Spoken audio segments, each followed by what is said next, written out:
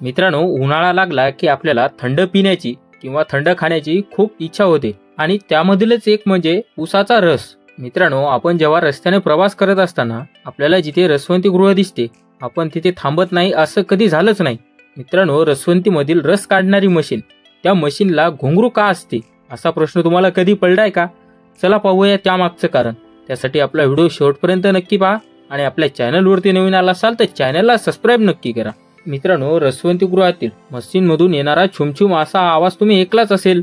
हा आवाज उसाचा रस काढणाऱ्या मशीनला लावलेल्या घुंगरांमधून येत असतो। मित्रांनो, या मशीनला घुंगरू का असते चला पाहूया।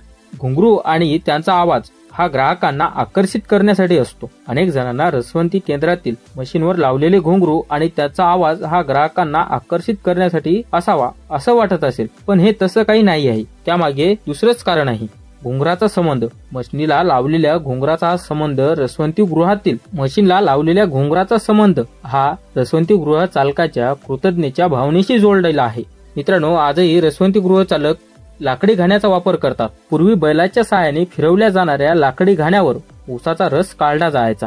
आजही ग्रामीण भागात काही ठिकाणी उसाचा रस काढण्यासाठी लाकडी घाण्याचा वापर केला जातो। लाकडी घाण्याची जागा लोखंडी मशिनीने घेतली। काळानुसार अनेक बदल झाले आणि तंत्रज्ञानामुळे रसवंती केंद्रात बैलाच्या लाकडी घाण्याची जागा लोखंडी मशीनने घेतली, म्हणून आजही उसाचा रस काढणाऱ्या मशीनला घुंगरू बांधतात। पण एकेकाळी बैलांनी रसवंती केंद्रात केलेल्या श्रमामुळे आपल्या कुटुंबाचं पोट भरलं गेलं ही आठवण रसवंती गृह चालवणाऱ्या शेतकऱ्यांनी ठेवली। त्यामुळे शहरात रसवंती गृह चालवणारी अनेक व्यावसायिक आजही उसाचा रस काढणाऱ्या मशीनला घुंगरू बांधतात। मित्रांनो, पहिल्या काळामध्ये तंत्रज्ञानाचा एकही शोध नव्हता, मग उसाचा रस काढायचा कसा अशा पद्धतीने लोकांनी लाकडी घाणा तयार केलेला होता। त्या लाकडी घाण्याला बैल जोडायचा आणि उसाचा रस काढायचा अशी ही पद्धत होती। त्या टाइमला सुद्धा बैलाच्या गळ्यात घंटा किंवा घुंगरू असायचेच। हळूहळू तंत्रज्ञानाच्या शोधाने बैलाची जागा ही मशीनने घेतली आहे। त्यामधीलच बैलाची एक आठवण म्हणून मशीनला आजही घुंगरू बांधतात। मित्रांनो, ही माहिती तुम्हाला माहित होती का? आम्हाला कमेंट बॉक्स मध्ये नक्की सांगा आणि अशाच माहितीपूर्ण व्हिडिओसाठी आमच्या चॅनलला सबस्क्राईब नक्की करा।